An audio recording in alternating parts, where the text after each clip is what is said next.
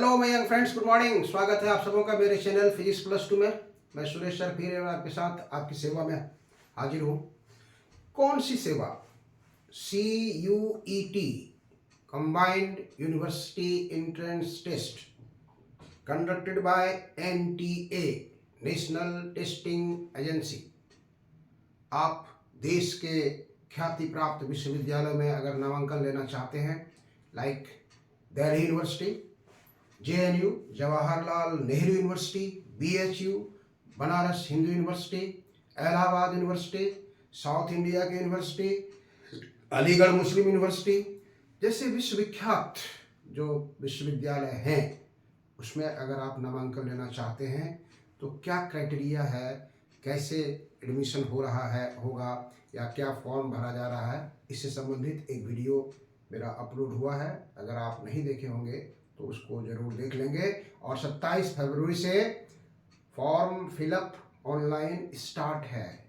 आप निश्चित रूप से भरिए, अपने मनोबल को हाई रखिए और सोचिए कि मेरा एडमिशन DU दिल्ली यूनिवर्सिटी में कैसे होगा, JNU जवाहरलाल नेहरू यूनिवर्सिटी में कैसे होगा, जहां एडमिशन लेने के बाद बच्चे देश के प्रतिष्ठित पद IAS, UPSC, IPS, UPSC के थ्रू IAS, IFS, IPS जैसे महत्वपूर्ण पदों को सुशोभित कर देश की सेवा करते हैं।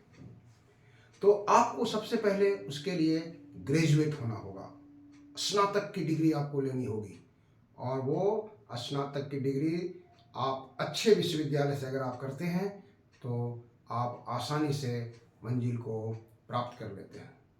अगर आप साइंस स्ट्रीम के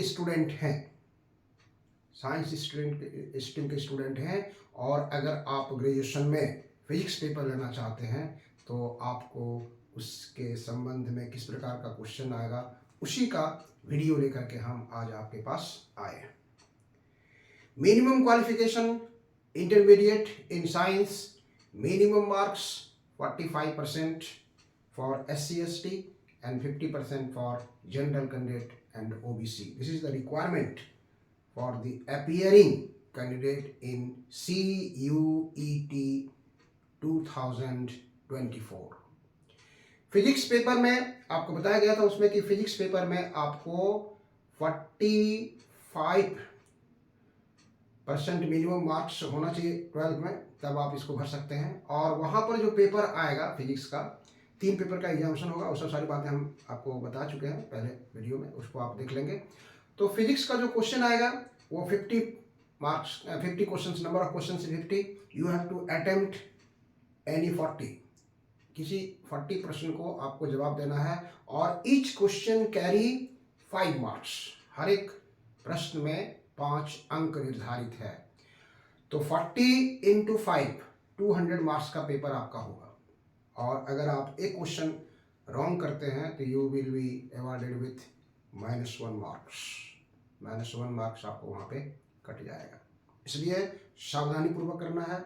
क्या पढ़ना है उसमें, क्या सिलेबस है, आज हम उसी की चर्चा करेंगे। Syllabus of physics in CUET 2024। आइए देखिए, मैं आपको बता रहा हूँ यहाँ से CUET combined university entrance test 2024 physics का हम आज क्या चर्चा करेंगे। आज चर्चा कर रहे हैं आप यहाँ से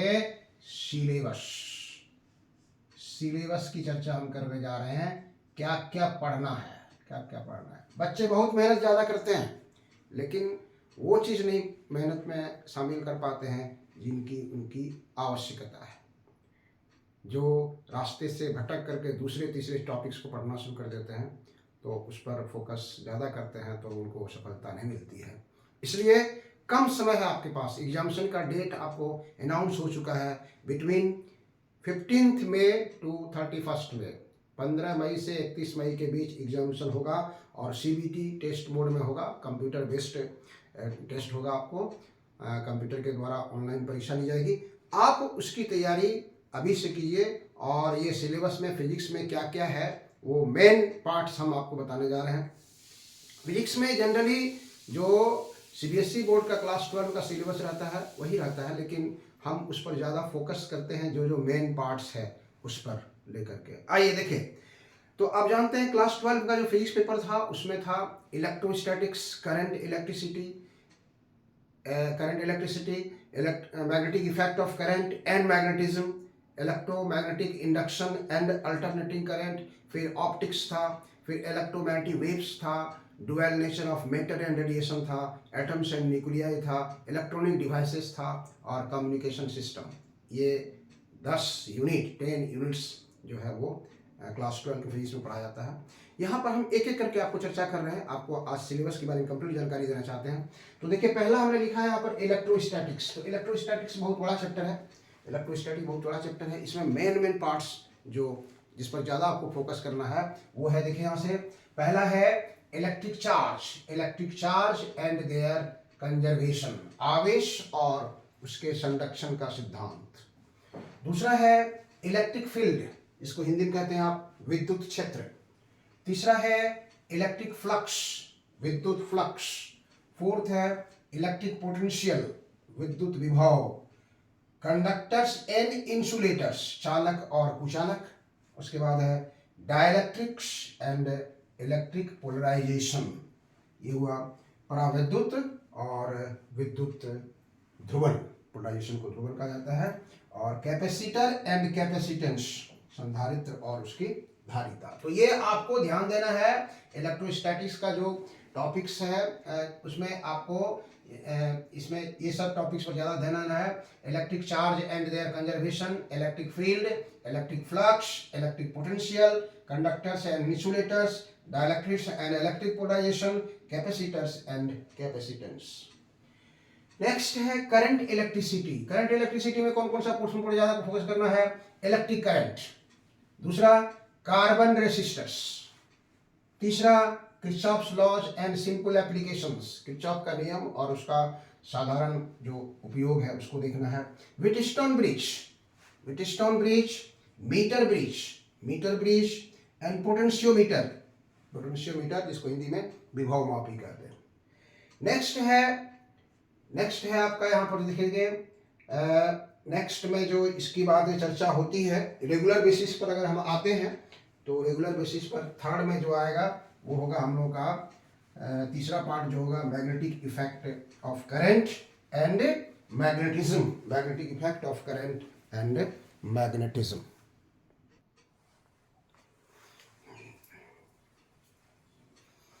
उसके बाद आइए magnetic effect of current and magnetism, इसको हम लोग कहते हैं विद्युत धारा का चुंबकीय प्रभाव और चुंबकत्व। उसमें देखिए कौन कौन सा टॉपिक्स बेसिक इंपॉर्टेंट है।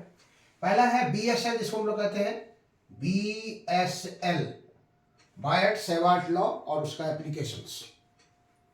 नेक्स्ट है Ampere's law, Ampere's circuital law, Ampere's law मतलब Ampere's circuital law and application. Third one है साइक्लोट्रॉन। फोर्थ है मूविंग कॉइल गैल्वेनोमीटर। मतलब third unit, 2 important laws, 2 important instruments, 2 प्रमुख नियम है और 2 प्रमुख यंत्र है। पहला हुआ बाय-सेवार्ट का नियम, एम्पियर का परिपथीय नियम, साइक्लोट्रॉन और चल कुंडली गैल्वेनोमीटर, इसको कहते हैं हम लोग moving coil galvanometer. Next number 4 में आइए देखिए इलेक्ट्रोमैग्नेटिक इंडक्शन एंड AC, प्रत्यावर्ती धारा, इसको हिंदी में कहते हैं विद्युत चुंबकीय प्रेरण और प्रत्यावर्ती धारा। इसमें क्या क्या है देखिए, एक तो पहला शुरू में यही हुआ आपका इलेक्ट्रोमैग्नेटिक इंडक्शन, जिसको हम लोग शॉर्ट में कहते हैं EMI। क्या है, इसी पर बहुत सारा चीज बेस्ड है। दूसरा है AC, अल्टरनेटिंग करंट, ये आपका AC हो गया। अल्टरनेटिंग करंट, प्रत्यावर्ती धारा जिसको हिंदी में कहते हैं। AC जनरेटर, प्रत्यावर्ती धारा जनित्र, इसको हिंदी में कहा जाता है ट्रांसफॉर्मर। यहाँ पर भी देखिए 2 इंस्ट्रूमेंट है, AC जनरेटर और ट्रांसफॉर्मर पढ़ेंगे आप, कितना तरह का क्वेश्चन अराइज होता है इसको। अल्टरनेटिव करंट तो बहुत ज़्यादा इंपॉर्टेंट है इसको। नेक्स्ट नंबर 5 में देखिए इलेक्ट्रोमैग्नेटिक वेव्स, जिसको हम लोग शॉर्ट में कहते हैं EMW, इलेक्ट्रोमैग्नेटिक वेव्स। तो इलेक्ट्रोमैग्नेटिक वेव्स क्या है, उसका कैरेक्टरिस्टिक्स क्या है और इलेक्ट्रोमैग्नेटिक स्पेक्ट्रम, ये आपको ध्यान देना है। इलेक्ट्रोमैग्नेटिक स्पेक्ट्रम आप पढ़े होंगे, X ray, gamma ray, UV rays, IR rays, visible rays, radio waves, microwaves, इस सब के बारे में आपको जानना है। तो पहला है electromagnetic waves and there characteristics, and second one is electromagnetic spectrum. Next आइए ऑप्टिक्स में। देखिए ऑप्टिक्स में जो बहुत सारे टॉपिक्स हैं इसके साथ। तो इस यूनिट में ऐसे भी क्लास 12 में जानते हैं कि 14 और मोर देन 14 मार्क्स इसके लिए अलॉटेड है, इसलिए ये आपको ज़्यादा स्ट्रेस देके पढ़ना पड़ेगा। पहला है देखिए reflection of light, spherical mirror, mirror formula वगैरह सब है इसमें। रिफ्रैक्शन ऑफ लाइट, प्रकाश का अपवर्तन जिसको कहते हैं। TIR, TIR मतलब total internal reflection. Next one है magnification and power of lens, आवर्धन क्या है और लेंस की क्षमता क्या है उसको बताना है आपको। Refraction and dispersion through a prism, prism से प्रकाश का रिफ्रैक्शन कैसे होता है और डिस्पर्शन ऑफ लाइट क्या है। माइक्रोस्कोप क्या है, माइक्रोस्कोप के बारे में पढ़ना है आपको। टेलीस्कोप क्या है के बारे में पढ़ना है। टेलीस्कोप पर ज़्यादा फोकस करना है आपको। एस्ट्रोनॉमिकल टेलीस्कोप, खगोलीय दूरदर्शी यंत्र जिसको कहते हैं, हिंदी में इसको सूक्ष्मदर्शी यंत्र कहते हैं। ये सब था। ऑप्टिक्स को यहाँ दो भाग बांटते हैं हम लोग, रे ऑप्टिक्स और वेव ऑप्टिक्स। तो ये जो था आपको रे ऑप्टिक्स के अंतर्गत आता है, ये these all are ray optics के अंतर्गत इसको हम लोग पढ़ते हैं। नेक्स्ट है वेव ऑप्टिक्स। वेव ऑप्टिक्स में आपको इसमें ध्यान देना है, हाइजेंस थ्योरी जो है वो बहुत इंपॉर्टेंट है। तो हाइजेंस थ्योरी जो यहाँ पर है वो उसके लिए यहाँ पर proof of laws of reflection and refraction using Huygens principle of secondary wavelets, इसको हम लोग कहते हैं। सेकेंडरी वेवलेट्स के आधार पर इसको हम लोग प्रूफ करते हैं ऑप्टिक्स। तो ऑप्टिक्स आपका बहुत इंपॉर्टेंट है, इस पर आपको ज़्यादा फोकस करना होगा।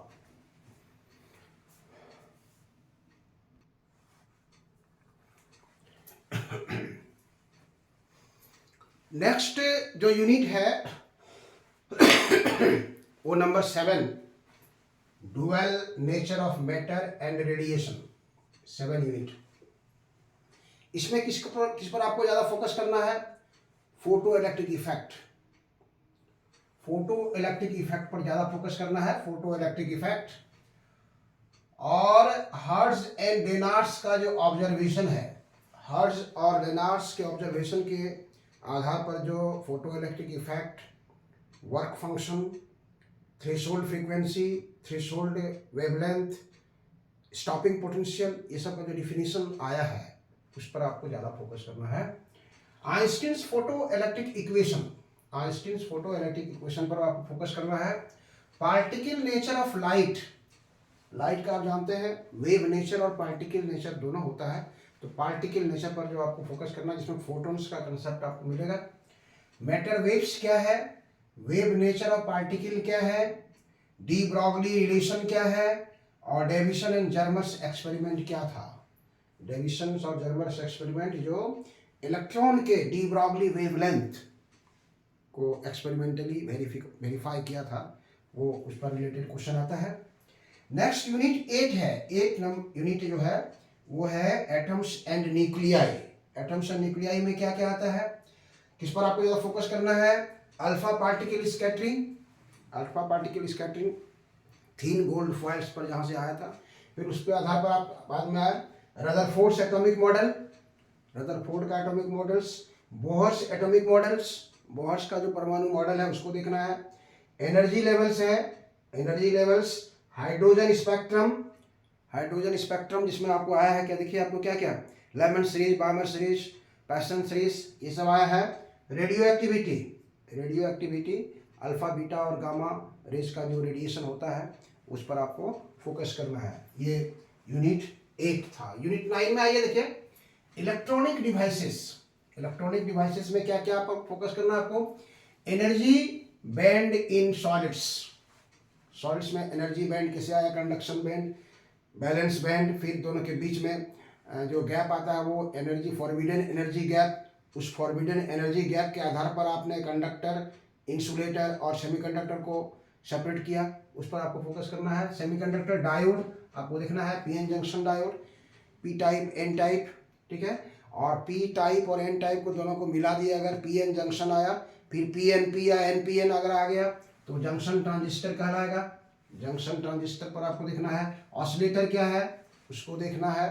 उसके बाद लॉजिक गेट्स। लॉजिक गेट्स में एंड गेट, और गेट, नॉट गेट, आप जानते हैं इस तीनों को बेसिक लॉजिक गेट कहते हैं। और अगर नॉट और एंड मिला दिया आप तो नैंड बन गया, नॉट और मिला दिए तो आपको नॉर बन गया। इसको हम लोग यूनिवर्सल गेट कहते हैं। और लास्ट जो है यूनिट 10, जिसको कम्युनिकेशन सिस्टम कहते हैं। तो इस कम्युनिकेशन सिस्टम में आपको फोकस करना है एलिमेंट्स ऑफ कम्युनिकेशन सिस्टम क्या क्या होता है, संचार तत्व के क्या क्या होना चाहिए। आपको उसमें जानते हैं ट्रांसमीटर होना चाहिए, रिसीवर होना चाहिए और चैनल होना चाहिए जिसके थ्रू, मीडियम जिसके द्वारा ये जाता है।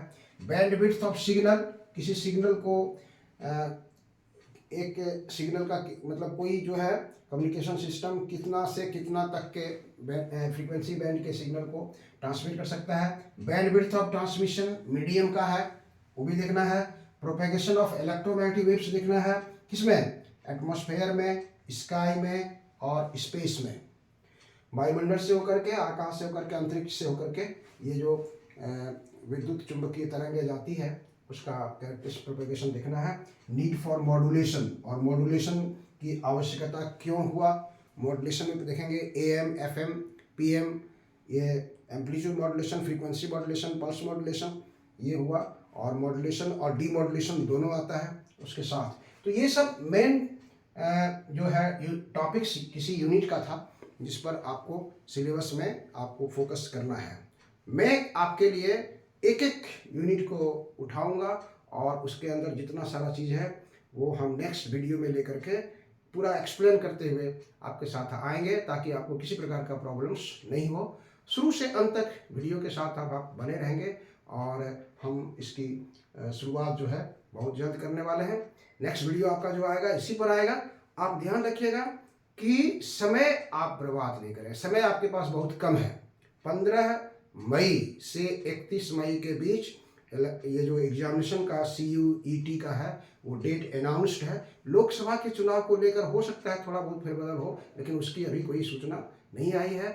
आप अपने तैयारी में लगे रहिए और शुरू हो जाइए। 12 आपका अभी करंट अफेयरेंस है, करंट एग्जामिनेशन हुआ है, आप उसकी तैयारी किए हैं। हम आपको मोमेंटम बढ़ाने के लिए मेन टॉपिक्स को लेकर के जल्द ही आ रहे हैं। चलिए, थैंक यू।